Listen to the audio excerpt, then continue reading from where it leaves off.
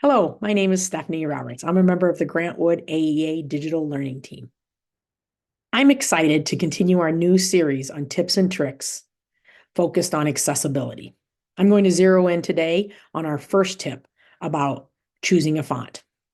There are two main aspects of clarity when you're thinking about a font. You have the legibility and you have the readability. Let's dive first into the legibility of a font. When you're thinking about the legibility of a font, you want to consider a few questions. The first question, are the characters well spaced? The second question is, how thick is that stroke of the font itself? The third question is, can you distinguish between specific characters within that font?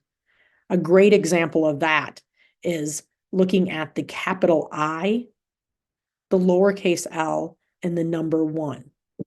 The fourth question to consider is, are the characters simple and clear with no decorative lines? All right, now that we've considered the legibility, let's look at the readability. I have a few questions for that. One, how well do the characters flow together? Is it engaging to the reader's eye? And the second question is it easy to read the text overall when it's all together? I know that's a lot of questions to consider when you're just trying to decide a font.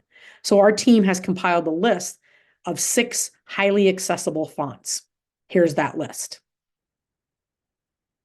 The next thing you might want to think about is maybe making one of these fonts your default within your Google Docs.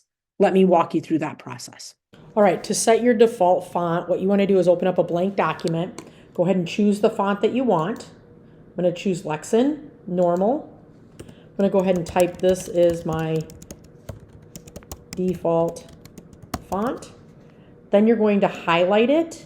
You're going to come up to the menu again where it says normal text. You're going to click there and you're going to get a drop-down menu. Once you get that drop-down menu, you're going to go ahead and hover over normal text, and then you're going to click on update normal text to match.